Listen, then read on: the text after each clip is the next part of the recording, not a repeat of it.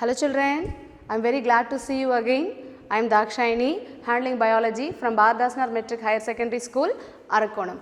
Children, today we are going to see 12th standard zoology, second chapter. The chapter name is Kingdom Animalia, right? In that we are discussing about the phylums, and in the previous class we discussed about the phylum Porifera, and in this session we are going to discuss about the next two phylums.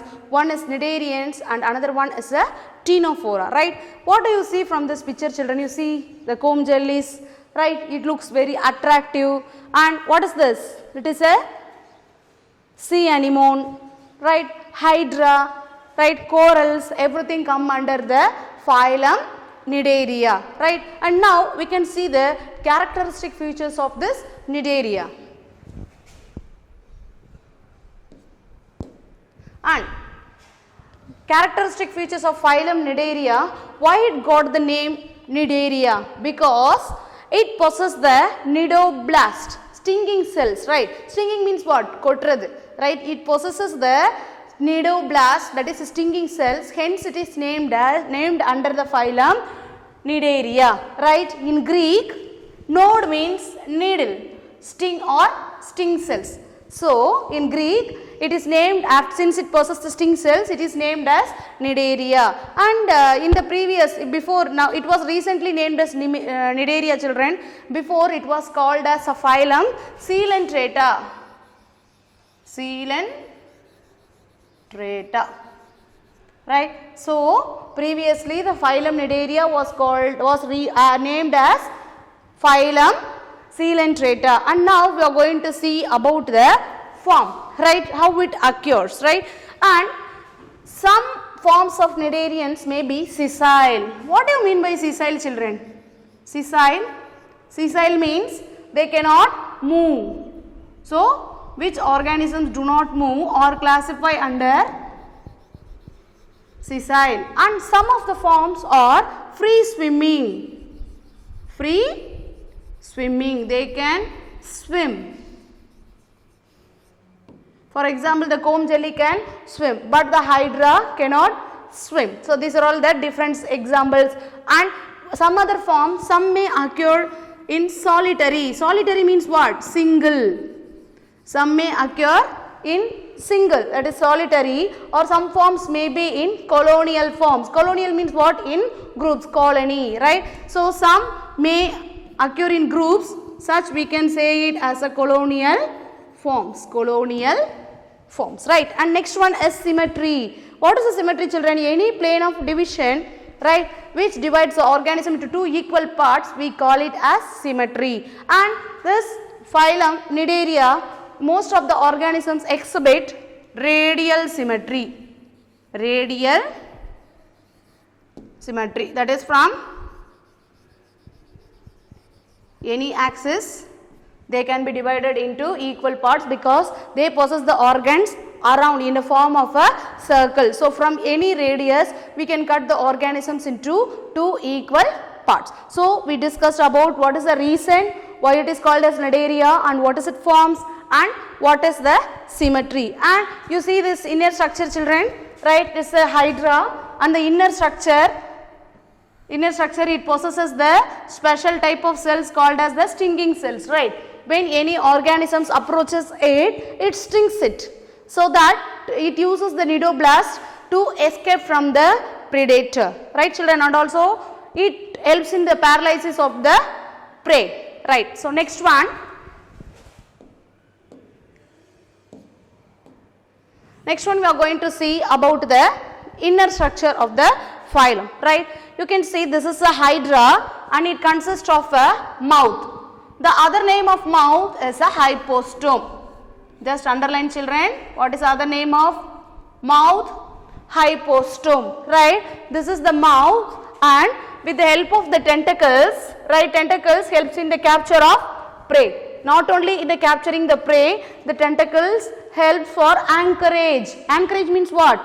During its movements, it helps in fixing the ground, right? Sometimes this hydra undergo the somersault. Somersault means what? Balti adikkirathu we say, right? So in such type of movement, this tentacles helps in the anchorage and also helps in capturing the prey, and with the help of the mouth it intakes the food. And now, and we can say this organism as diploblastic. Why we say it as diploblastic? Because it possesses the two germ layers, ectoderm and endoderm. Ectoderm and endoderm, but here mesoderm is absent. Instead of mesoderm, mesoglia, the undifferentiated layer called mesoglia is present. So, diploblastic. And here it possesses the cavity. You can see some cavity inside, right? This cavity we call it as, cavity means what? Hollow space inside the body, right? And it possesses the gastrovascular cavity. The other name of the gastrovascular cavity is coelenteron. What is the name? Coelenteron.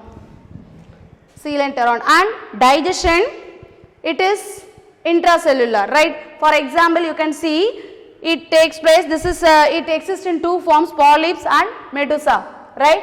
In the polyp form, in the hydra, what happens? The digestion, that is tentacles capture the prey and it ingests into the mouth, right? And it enters into the gastrovascular cavity. Likewise, same in the medusa also, right? The tentacles are present here, it is used to capture the prey, and mouth is present here, and the digestion is intracellular. So here the digestion in both the forms is intracellular. And now we are going to study about the metagenesis. What I mean by metagenesis? These cnidarians exhibit two life forms, alternation of the generation, exist in two forms. One is a polyp and another one is a medusa. So since it undergoes two forms, we can categorize this under the metagenesis. Metagenesis, right? And now it exists in two forms, polyp and medusa. It is an important question, children, right? They may ask, differentiate between polyp and medusa. Now I will teach this as a differentiation. Just look at this picture, right? It is a jellyfish, right? This jellyfish undergoes two forms in its life, right? One is a polyp form. This is a polyp form and this is a medusa. This structure is a medusa. So it in its life cycle it undergoes two life patterns. One is a polyp and another one is a medusa. So now we can see what is polyp and what is medusa. Polyp form is cylindrical. Polyp form is cylindrical, that is they appear like this in this forms, right? And the tentacles are present like this, right? So polyps are cylindrical, but the medusa form is umbrella shaped. Umbrella shaped. For example, you can see this jellyfishes, right? The tentacles are like this. It is in the shape of umbrella. And here the polyp form is sessile. What do you mean by sessile? We said sessile is not, they cannot move from one place to another. But this medusa form is free swimming. Free swimming. They can swim from one place to the another. They can move by swimming. And polyp form, it is a asexual phase. It is a asexual phase. And medusa form, it is the sexual. It is a sexual form of cnidarian. So this is a difference: cylindrical, umbrella shape; sessile, free swimming, asexual mode, and this is the sexual mode. But here there is a connection between this both these children. Polyp and asexually produces medusa, and medusa sexually produces polyp, right children? So just look at this picture. Polyp, right, asexually produces the medusa, but medusa undergoes sexual reproduction by producing the gametes, zygote, everything takes place, and it undergoes the sexual phase to produce a polyp. So this is the asexual phase and this one is the sexual phase. Okay children, so this is the alternation of generation seen in the Cnidaria.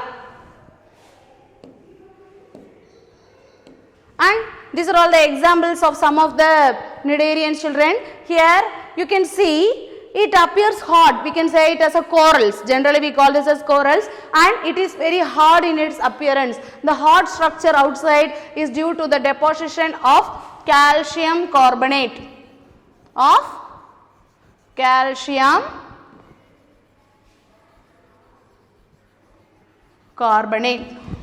So children, and this is an example for a this is a larva of phylum Cnidaria, planaria.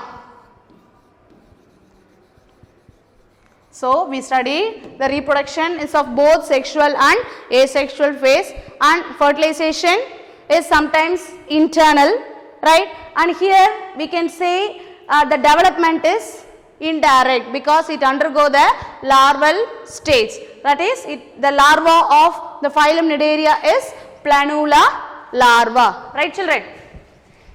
What is the name of this? Planula larva.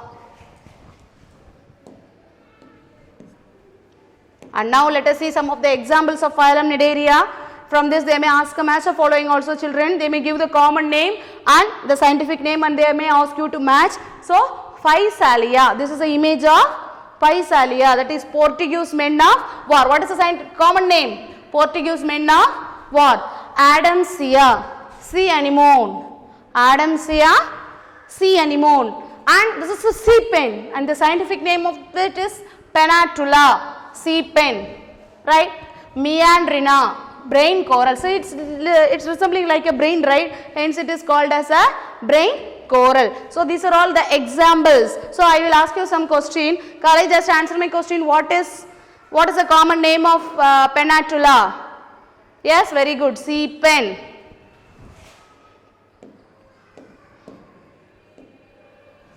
Okay children, with this the phylum Cnidaria is over, and next phylum what you are going to say is about the phylum Ctenophora. Just look at this children, right?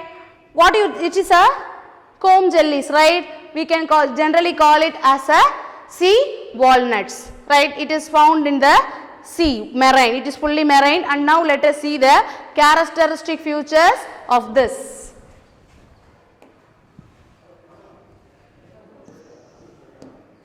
So next one we are going to see about the characteristic features.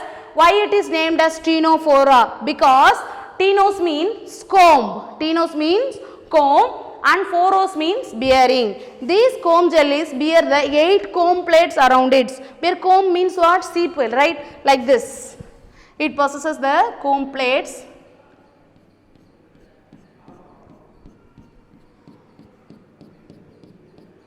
Like this.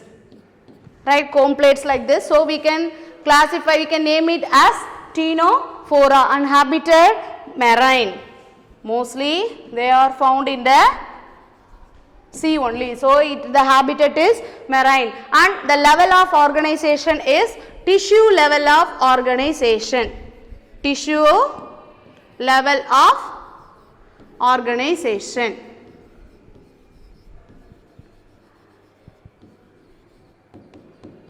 And the possession of germ layers, you can see children here it possesses the 2 germ layers, the outer ectoderm and the middle and the inner endoderm. Right here mesoderm is absent, but the undifferentiated layer called mesoglia is present. So we can classify based on the germ layers, we can classify them under diploblastic. So we can see what are all the next characteristics, right? So symmetry. What is a symmetry children? Symmetry means any plane of division that divide the organism into 2 equal parts. So here this comb jellies exhibit radial or biradial symmetry, but they have the 2 planes. From the 2 planes it can be cut into 2 equal parts, either by this plane or by this plane, right? So it has 2 it exhibits two types of symmetry. One is radial and another one is biradial. And I told you it possesses the comb plates, right? You see children, this is a comb plates. This structure, in the inner structure, if you take the cross section of this comb jellies, you can see the 8 rows of comb plates. You see 1, 2, 3, 4, 5, 6, 7, 8, right? 8 rows of comb plates, and these comb plates helps in the locomotion. So what's the main function of this comb plates? Locomotion. Locomotion means moving from one place to another. Right children, so in this we discussed about the symmetry and about the comb plates. And apart from this, it exhibits this phylum Ctenophora exhibit a different special type of character. We call that as bioluminescence. What do you mean by bioluminescence? You see, these are all the varieties of Ctenophora, right? But all they have the They have the capacity to emit light. So the capacity of the organism to emit light,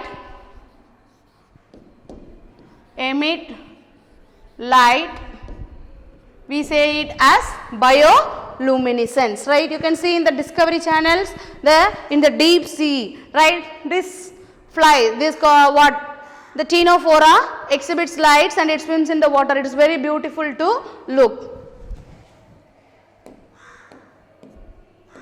And now we are going to study about the innermost structure, and this Ctenophora possesses the special type of cells called as lasso cells or coloblast. You see children, these are all the coloblast in the inner structure.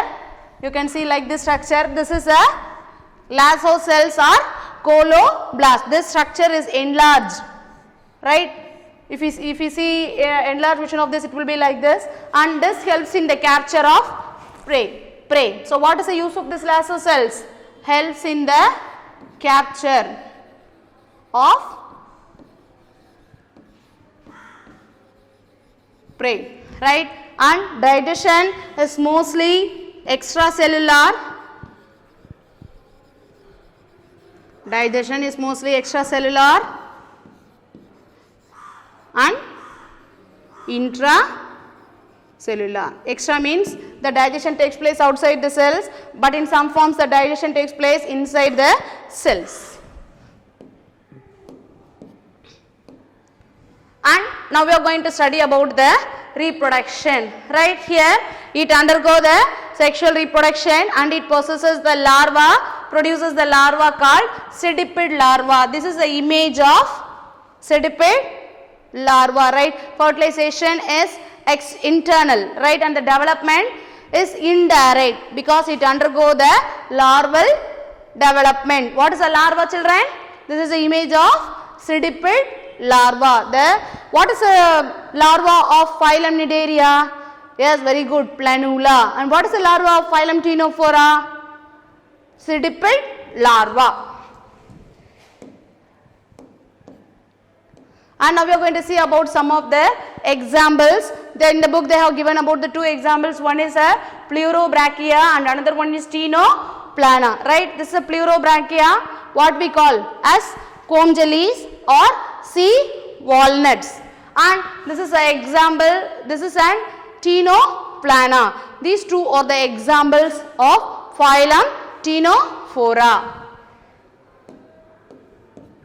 So children, with this session comes to an end. We have discussed about the two phylums. One is a phylum Cnidaria and another one is a phylum Ctenophora. Right? Practice a diagram. Copy down all the characters in your notebook, children. And in this description we have attached the study material, question bank and assessment for this chapter. Go through it. Write the subject note. Parents, please help your children to do their work. Right? Thank you, children. Have a nice day.